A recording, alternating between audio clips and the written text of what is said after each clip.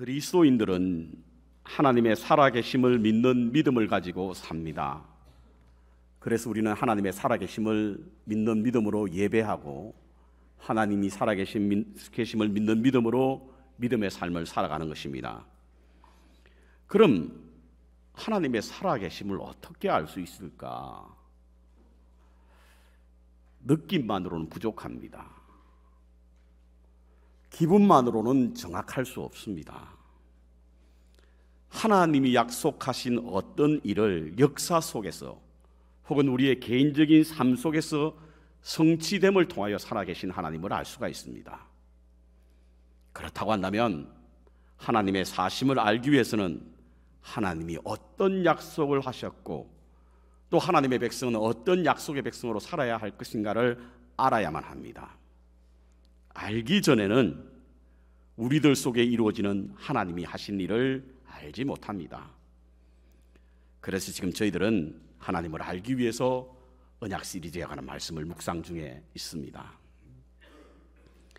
오늘부터는 창세기 37장부터 마지막 50장까지에 나와 있는 창세기의 4명의 족장 가운데 마지막인 요셉에 관한 말씀을 함께 나누도록 하겠습니다. 한 3주에 걸쳐서 요셉에 관한 말씀을 나누기를 원하는데요. 요셉에 관한 이 이야기는 3가지 특징이 있습니다. 먼저는 그 분량이 매우 많습니다. 무려 14장에 걸쳐서 요셉에 관한 이야기를 하고 있습니다. 내용이 많다는 것은 중요하다는 뜻이겠죠. 뿐만 아니라 가장 드라마틱합니다. 정말 천국과 지옥을 오가는 사선의 위기 속에서 그가 경험한 많은 이야기들이 성경에 기록되어 있습니다. 뿐만 아니라 하나님의 섭리가 가장 두드러지게 나타나고 있는 것이 바로 요셉의 이야기입니다. 그래서 아마 신앙생활 좀 오래 하셨던 분들은 요셉에 관한 이야기를 많이 알고 많이 들어왔을 것입니다. 오늘은 하나님의 약속이라는 주제로 요셉의 스토리를 한번 조명해 보면서 위기에 닥치었을 때에 우리에게 오는 여러 가지 일들 가운데 특별히 하나님의 언약의 백성으로 살아가는 우리에게 방해꾼이 있음을 보여주는 말씀으로 함께 묵상을 하려고 하는데요. 저희들은 지난 2주 동안에 언약의 백성에게 주시는 은혜와 축복에 관한 말씀을 나누었습니다. 저와 여러분은 하나님의 언약의 백성이지 않습니까? 그 백성에게 주시는 분명한 은혜와 축복이 있음을 우리는 야곱의 이야기를 통해서 알았습니다. 다가오심의 은혜, 인정해 주시는 은혜, 보장해 주시는 은혜, 이것이 언약의 백성인 우리에게 주시는 하나님의 은혜인 줄로 믿습니다. 뿐만 아닙니다. 축복도 있습니다. 우리의 삶을 변화시키는 축복이 있지 않습니까? 그리고 우리의 신분을 변화시키는 축복도 있습니다. 인격을 변화시키는 축복도 있지 않습니까? 이와 같은 은혜와 축복이 언약의 백성으로 살아가는 우리에게 주시는 분명한 은혜와 축복입니다. 그런데요, 은혜와 축복만 있는 것은 아닙니다. 방해도 있습니다. 언약의 백성으로 살아가는 우리에게 방해꾼들도 있다는 것입니다. 많은 방해꾼들로부터 언약의 백성으로 살아가는 우리에게 위기를 겪게 합니다. 그 방해꾼들은 하나님의 약속을 희미하게 만들고요, 언약을 저버리게 만들므로 하나님의 백성으로부터의 자리에서 떠나게 만드는 그런 방해꾼들이 있습니다. 오늘은 그 방해꾼을 만났을 때 언약의 백성들은 어떻게 살아야 할 것인가에 대한 말씀을 본문 요셉의 이야기를 통해서 함께 묵상해 보기를 원합니다. 먼저 누가 약속의 방해꾼이었는가? 오늘 본문에는 바로 요셉의 형들이 언약의 방해꾼이었다, 이렇게 말씀하고 있습니다. 요셉은 야곱의 12아들 가운데 11번째로 태어났습니다. 37장 3절에 보면 그의 아비인 야곱이 늦은 나이에 태어났기 때문에 특별한 사랑을 받아 다른 아들과 차별을 두었다라고 기록하고 있습니다. 흔히들 자식은 내리사랑이라고 합니다. 그래서 아마 노년에 얻은 자식이기 때문에 요셉에 대한 그런 아버지의 마음이 다른 형제들과 달랐던 것으로 보입니다. 이것이 형들로부터 미움을 받게 되는 원인이 되었던 것이죠. 그래서 37장 4절에 보면 형들이 그를 미워했고 은사가 불평하였느니라 이렇게 표현되고 있습니다. 아마 형들이 요셉에게 대하는 태도가 좋지 않았던 것을 보여주고 있는 말씀입니다. 요셉에게 대하는 특별한 것 때문에 편애하는 아버지에 대한 불평을 바로 이 요셉에게 쏟아내고 있는 것입니다. 어떤 성도님과 사석에서 나눴던 대화인데요, 편애에 대한 이야기가 나왔을 때 나눴던 대화를 잠깐 소개하려고 합니다. 아이들이 쓰는 말 중에 가장 많이 쓰는 말이 뭔 줄 아십니까? unfair하다는 말입니다. 뻑하면 unfair해 이런 이야기 하지 않습니까? 그런데 가만히 들여다보면요, unfair하다는 말을 언제 쓰느냐면 자기 뜻대로 해주지 않을 때 unfair하다는 말을 씁니다. 예를 들어서 1시간 동안 장난감 가지고 놀니다. 근데 엄마가 와서 야, 너 1시간 동안 놀았으니 이제 동생에게 좀 놀게 해 이러면 아이들이 하는 말이 unfair하다고 말을 합니다. 그러니까 자기의 뜻대로 해주지 않을 때 우리는 그와 같은 말을 쓰게 되는 거죠. 사실은 자녀들은 부모가 편애한다는 표현을 자주 하지만 부모가 되어 보니까 그 편애에 대한 생각이 좀 다르게 보입니다. 자식을 여러 둔 부모의 이야기를 들어보면요, 자식들이 다 똑같이 않답니다. 자식들이 똑같이 않대요. 10손가락 깨물어 아프지 않은 손가락은 없듯이 자식 사랑은 동일합니다. 그렇다고 해서 10 모두 똑같은 사랑을 해줄 수는 없습니다. 왜냐하면 자식들이 다르기 때문입니다. 그래서 부모는 그 다름에 맞는 사랑을 하고 있는 것입니다. 그것이 자식들에게는 unfair하게 보일 수 있습니다. 그러나 부모들이 볼 때는 그건 페어한 일입니다.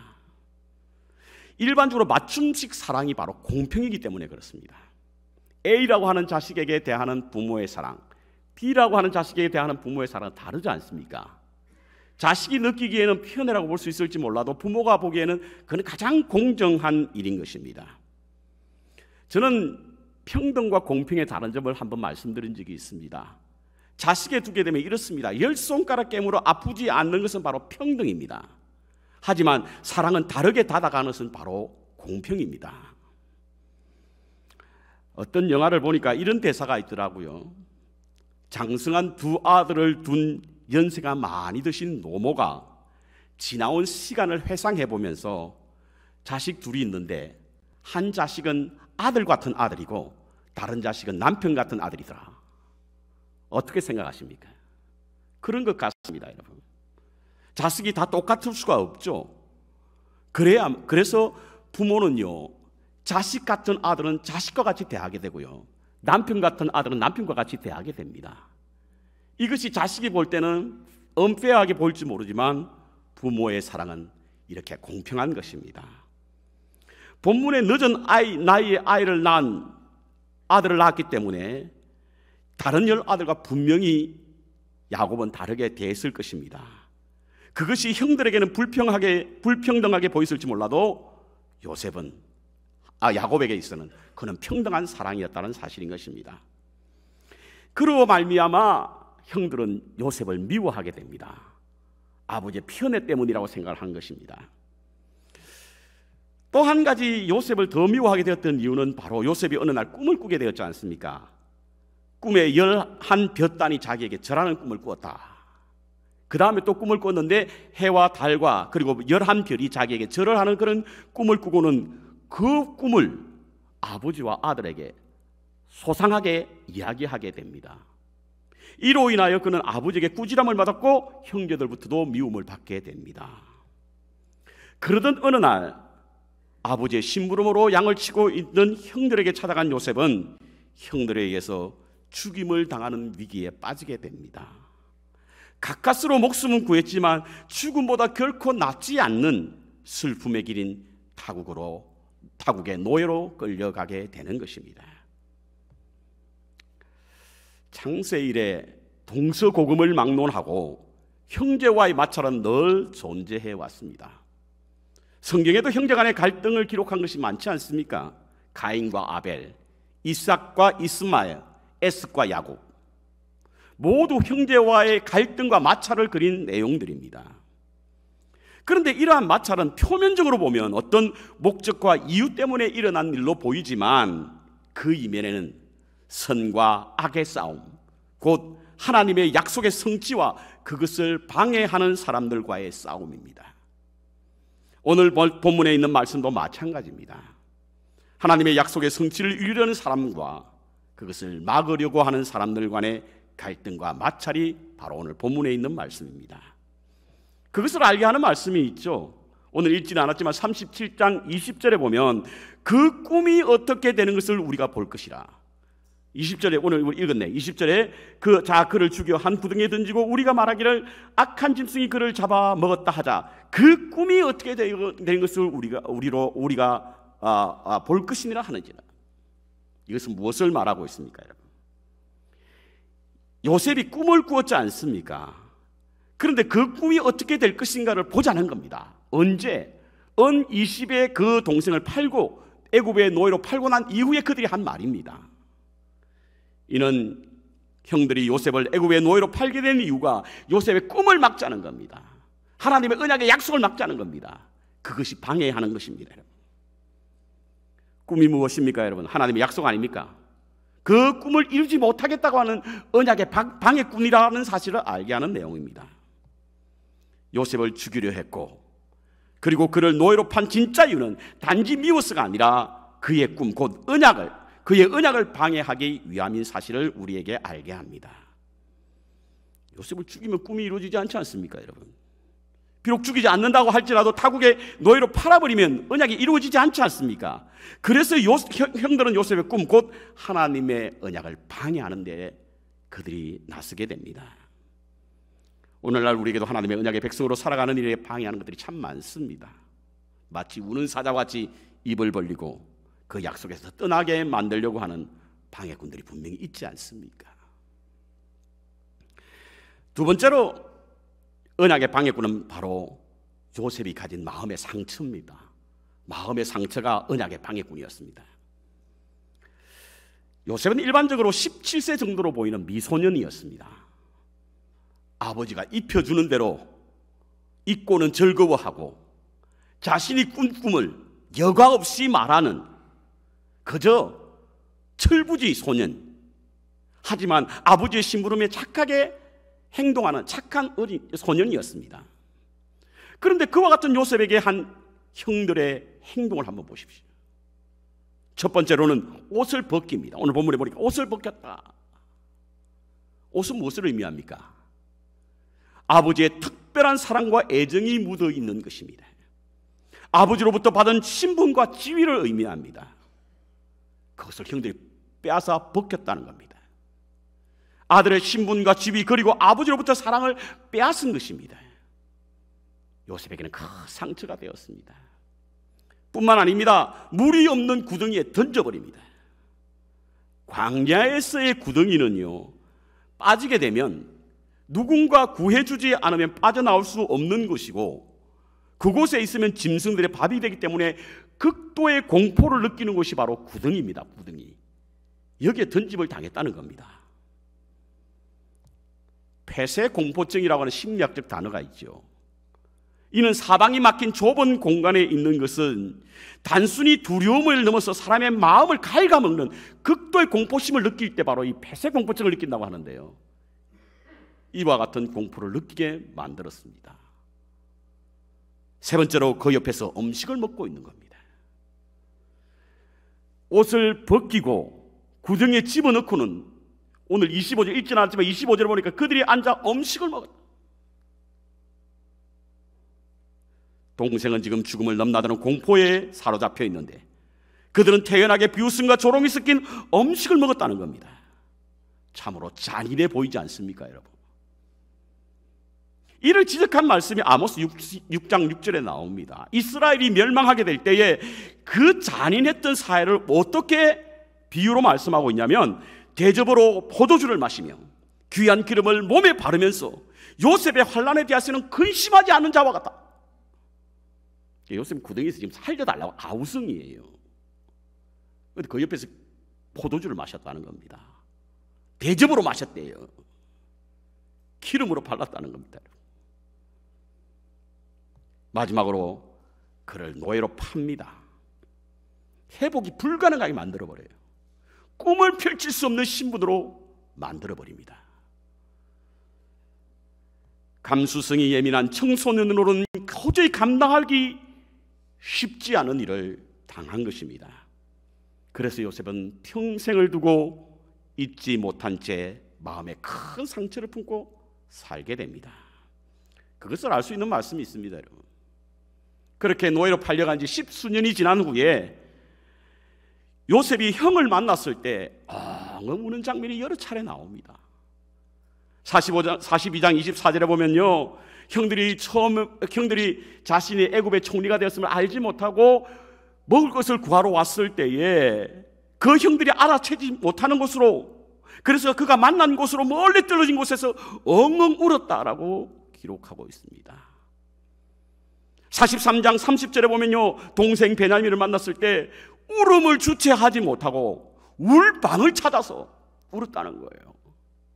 45장 2절에 보면요, 자신의 신분을 알리고는 주위에 있는 사람들을 물리고 얼마나 크게 울었는지 바로의 궁전까지 들렸답니다. 왜 그러겠습니까, 여러분? 마음속 깊은 곳에 남아있는 그의 상처가 되살아났기 때문입니다. 흔히 그렇다고 하지 않습니까? 우리가 가지는 마음의 상처는 사라지는 것이 아니래요. 사라지지 않는다고 합니다. 단지 마음속 깊은 곳에 침전되어서 가라앉아 있다는 거예요. 그런데 누군가가 어떤 동기로 인해서 그것이 만져지게 되면 침전되어 있던 이 찌꺼기가 솟아나서 폭발한다는 거예요. 요셉의 울음에는 그와 같은 의미를 담고 있습니다. 그랬습니다, 여러분. 그가 형들로부터 사로잡힘을 당하고 죽음의 위기에 빠졌을 때 어떻게 해서든 빠져나오려고 몸부림쳤습니다. 애원도 하고 사정도 하고 부르짖었습니다. 그것이 나와 있어요. 42장 21절에 보면요, 요셉의 형들이 말하기를 아우에게 범죄하였도다. 그가 우리에게 애걸 할 때에 그 마음의 괴로움을 보고도 듣지 아니하였으므로. 요셉이 옷이 벗겨지고 구덩이에 빠지고 그리고 노예로 팔려갈 때 아무것도 하지 않았던 것이 아닙니다, 여러분. 살려달라고 애를 썼던 거예요. 애원했다는 겁니다. 애걸복걸했다는 거예요. 그런데 형들은 그와 같은 요셉의 간청에 거절했다는 겁니다, 여러분. 듣지 않았다는 겁니다. 사람들이 겪는 상처 가운데 가장 큰 것은 가까운 사람들로부터 당하는 상처고요, 그리고 그것은 거절의 상처랍니다. 요셉도 그랬습니다. 그를 죽이려고 했던 사람은 강도나 살인자가 아니라 자신의 형들이었고, 노예상에 팔려갔던 것은 인신매매범에 의해서가 아니라 바로 자신의 아버지 아들로부터 이루어진 것입니다. 그래서 그는 씻을 수 없는 마음의 상처를 갖고 살아왔던 것입니다. 그런데 그는 무엇보다도 더 이해할 수 없었던 것은 그러한 자신의 고통 가운데 방관하시는 하나님이셨습니다. 그가 형들로부터 생명의 위협을 당하는 위기 속에 그는 수없이 하나님께 왜라고 물었을 것입니다. 왜 이와 같은 일이 벌어집니까? 왜 꿈을 주신 이에게 이와 같이 행하십니까? 자신을 죽이러 가는 원수의 악행을 보고 가게만 계십니까? 언약의 백성이 다른 안에 고개를 돌리고 계십니까?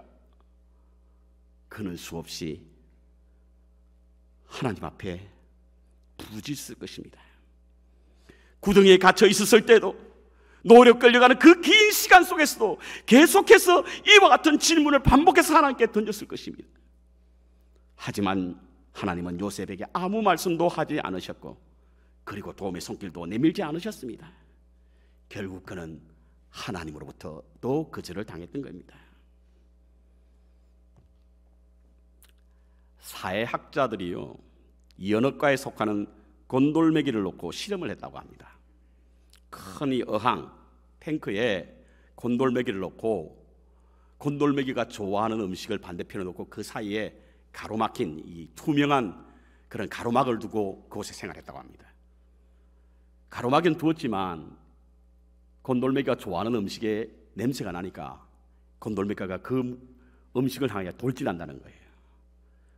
돌진은 하지만 이 가로막힌 것 때문에 그것을 먹을 수가 없지 않습니까?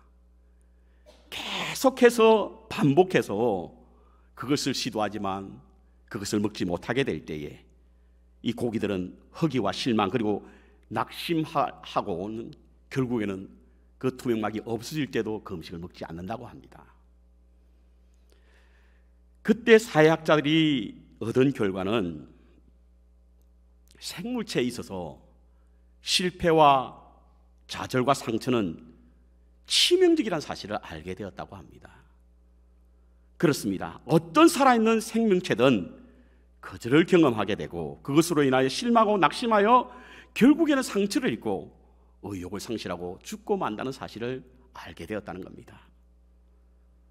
성도님 가운데서도 신앙생활 하시다가 많은 경우의 수는 마음의 상처로 인해서 하나님의 언약의 백성의 자리를 버리고 영적으로 죽어갈 때가 많이 있지 않습니까?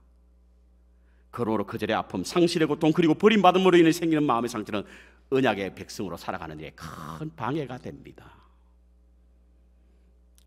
그럼 이러한 언약의 방해꾼들에게 어떻게 극복하게 되었는가?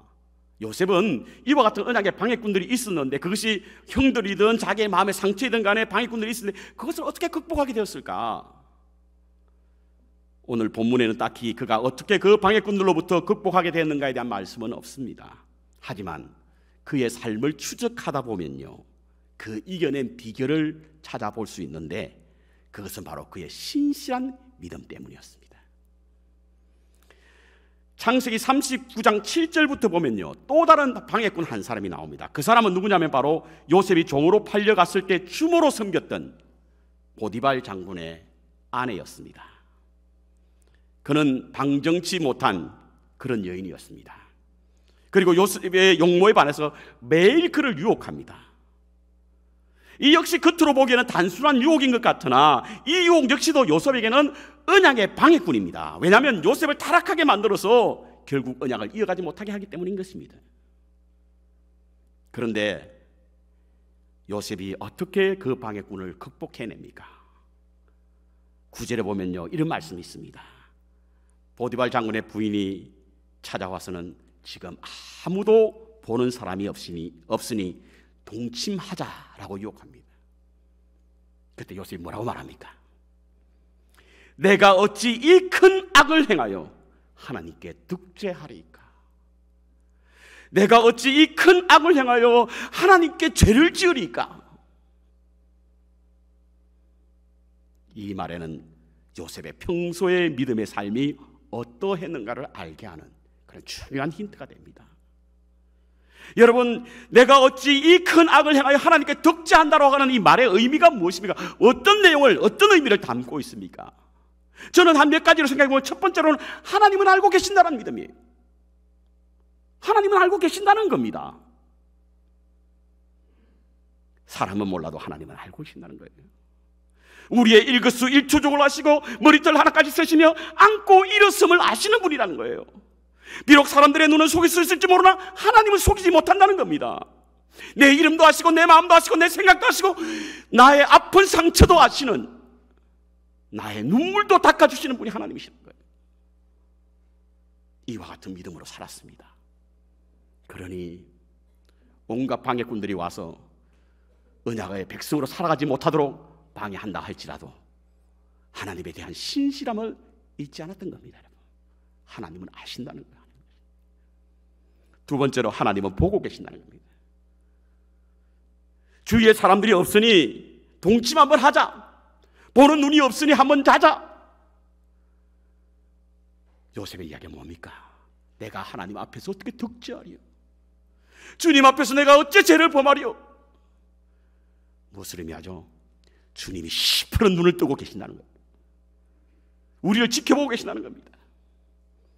아무도 보는 이가 없을지 몰라도 천지를 창조하시고 결국에는 우리를 심판하실 그 하나님이 눈을 뜨고 계신다는 거예요. 세 번째로 하나님은 도우신다는 믿음입니다. 보디발 장군의 아내 유혹을 거절했을 때에 그가 당할 위기는 너무나 자명합니다. 그럼에도 불구하고 내가 하나님 앞에 결코 범죄할 수 없다라고 하는 것은 하나님은 반드시 나를 도우실 것이라고 하는 믿음 때문입니다. 어떤 일이 일어난다 하더라도 하나님은 도우실 것이라고 하는 거예요. 그것이 바로 오늘 본문에 나오는 형통입니다. 형통. 요셉이 애굽의 노예로 팔려갔을 때 가장 자주 등장하는 말 중에 하나가 뭐냐면 하나님이 함께 하심으로 형통케 되었더라, 이 말입니다. 3번이나 반복해서 나와요. 형통이 뭡니까, 여러분? 형통이라는 뜻이 뭡니까? 열려있다는 겁니까? 그런 뜻은 아니잖아요. 사카라고 하는 이 히브리어 단어는요, 장벽이 있지만 그것을 뛰어넘을 수 있는 힘이 바로 형통이에요. 형통. 장벽이 우리한테 가로막지만 그것을 뛰어넘을 수 있는 능력, 그것이 바로 사카라고 하는 형통입니다. 하나님이 지금도 우리를 지켜보고 계시니 하나님이 우리를 형통케 해주실 것이다. 이것이 바로 요셉이 가졌던 믿음입니다. 그는 이와 같은 신실한 믿음으로 살아왔습니다. 그러니 하나님의 약속에 방해되는 형들과 그로 인해 생긴 자신의 마음의 상처, 그리고 심지어는 보디발 장군의 아내의 유혹에도 능히 이길 수 있었던 것입니다. 하나님은 알고 계시고 보고 계시고 도우실 것이니 자신의 꿈, 하나님의 약속을 가로막는 어떤 것도 방해가 될 수 없었던 것입니다. 여러분, 하나님 마음에 합한 자라고 하는 다윗도 얼마나 많은 방해꾼이 있었습니까?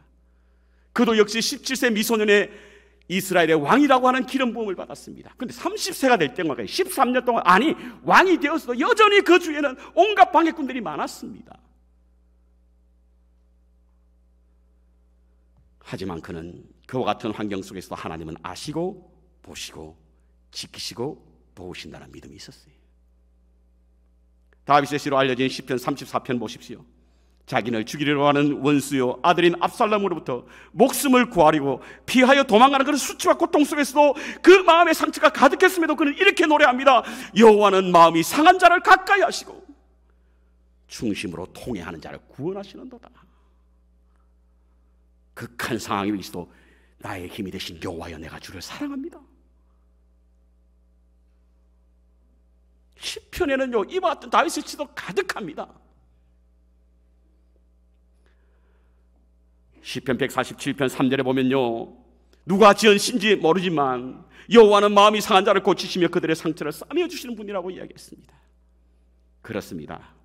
언약의 방해꾼이 아무리 많다고 할지라도, 그래서 그의 삶이 지옥으로 내려가는 상황 속에서도 그는 여호와는 아시고 보시고 도우신다는 믿음이 있었기에 그 수많은 원수와 방해꾼을 이길 수 있었던 것입니다. 저는요, 고통에는 뜻이 있고 슬픔에는 위로가 있으며 괴로움에는 도우심이 있다라고 하는 믿음으로 삽니다. 고통에는 하나님의 분명한 뜻이 있습니다.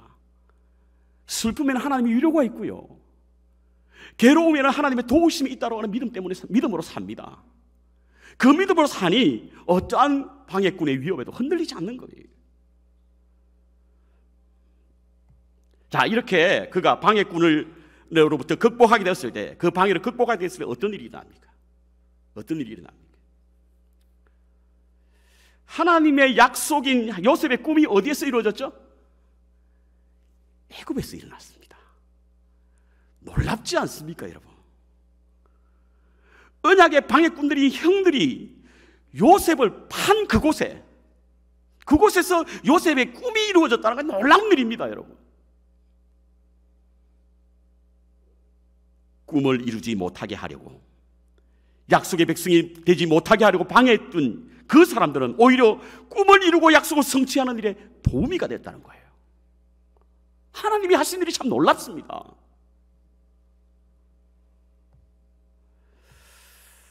저는 종종 이 어거스틴의 이야기를 강단에서 여러 번 했습니다.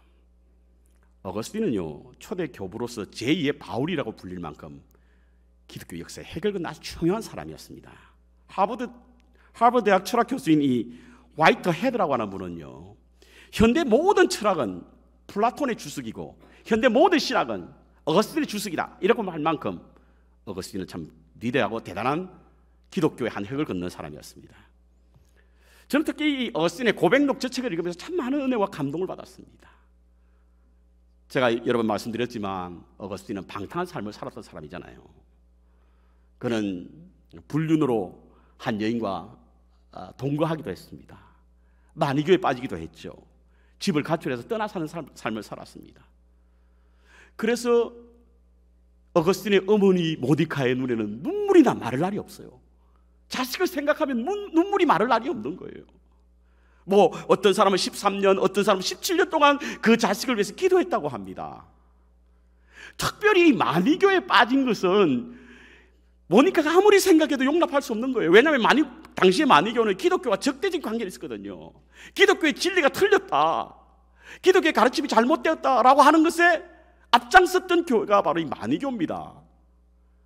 그런데 이 마니교가 어디에서 가장 많이 성행하게 되었는가? 이 밀라노입니다. 밀라노에는요, 이 마니교의 본부가 있는 곳인데, 특별히 어거스틴이 이 밀라노로 가기로 했던 이유는, 밀라노에 가면 시마쿠스라고 하는 이 마니교의 주교가 있는데, 이 주교가 어거스틴을 초청한 겁니다. 왜냐하면 와서 우리 마니교를 좀 알리고 기독교를 좀 쳐부수라, 기독교를 좀 방해해라, 기독교를 물리치라, 그 도구로 사용하려고 어거스틴을 밀라노로 초청한 겁니다. 이때 어거스틴이 간다는 거예요. 그 어머니는 깜짝 놀랍니다. 어떻게 해서든 가지 않게 하려고 그런 눈물로 기도했습니다. 그런데 보십시오, 여러분. 어거스틴의 회심이 어디에서 일어납니까? 밀라노의 정원에서 일어났습니다. 여러분. 놀랍지 않습니까? 하나님이 하시는 일이 놀랍습니다, 여러분. 요셉도 마찬가지입니다. 그는 비록 방해꾼으로 인해 그의 꿈이, 그의 언약이 사라질 뻔했지만 그 꿈이, 그 언약이 애굽에서 이루어진 거예요. 그래서 그가 꾸었던 꿈, 그리고 하나님의 약속인 애굽의 국무총리 대신이 되는 겁니다. 이는 곧 하나님이 미리 그 길을 정하시고 예비하시고 인도하신 것입니다. 그가 만일 형들의 방해와 그로 인한 좌절로 방해를 받아서 하나님의 약속을 버렸다고 한다면 그의 꿈은 무산되었을 것입니다.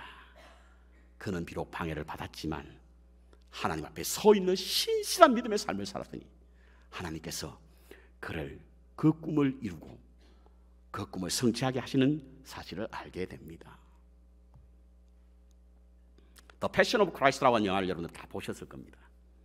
그 영화 가운데 가장 인상 깊었던 것은 바로 예수님의 지근 거리에서 예수님의 십자가의 길을 방해하는 사단입니다. 영화 처음 시작부터 어떤 산과 같은 곳에 뱀이 다니고 군합발이 그것을 꽉 밟아버리는 것으로 영화 시작됩니다. 그것은 바로 겟세마네 동산에서 사단과 예수님과의 다툼을 그렇게 영화화한 겁니다. 그런데요, 이 사단이 어디까지 예수님을 쫓아오는 줄 아십니까? 소위 말하는 슬픔의 길, 비아 돌로로사까지 쫓아옵니다. 두 그늘 이게 쓴 채 말입니다. 고개를 숙이고 말입니다. 혹시 십자가에 가다가 힘들면 포기하라 라고 하는 유혹을 하기 위해서 말입니다. 저는 그 장면을 보면서 사단은 참 염치가 없다. 아니, 어떻게 보통 사람도 아니고 하나님의 아들, 곧 하나님, 이분을 유혹할 수 있을까? 그러니 말이죠, 우리에게 다가오는 방해는 어쩌면 너무나 쉬운 겁니다, 여러분. 예수님도 방해를 받으셨고 예수님도 시험을 당하셨는데 왜 나만 이와 같은 방해를 받고 시험을 당하는지 말씀하지 마시기 바랍니다. 누구든 받을 수 있는 겁니다. 왜냐하면 우리가 언약의 백성으로 살기 때문에 그래요. 사단의 자식으로 살면 그럴 이유가 없지 않습니까? 언약의 백성으로 살기 때문에 사단은 할 수만 있다면 총동원하여 시험에 들게 하고 실망케 하고 언약의 백성으로 살아가는 길을 막습니다. 자신의 가진 힘과 권력으로 방해하기도 하고요, 우리 안에 마음에 상처를 주어 맞기도 합니다. 그때 우리가 가져야 하는 믿음, 주의 목전에서 신실하게 하나님은 아신다, 하나님은 보신다, 하나님은 도우신다. 그와 같은 믿음은 능히 하나님의 언약을 방해하는 방해꾼들로부터 이길 수 있는 줄로 믿습니다. 이와 같은 믿음으로 어떤 방에도 흔들림 없는 하나님의 약속의 백성으로 살아가시기를 축원합니다. 주를 바라봄으로 하나님의 약속을 우리의 삶 속에 성취해 가시기 바랍니다. 그래서 약속의 주인공으로 승리하시는 삶을 사시는 저와 여러분 되시기를 주님의 이름으로 축원합니다.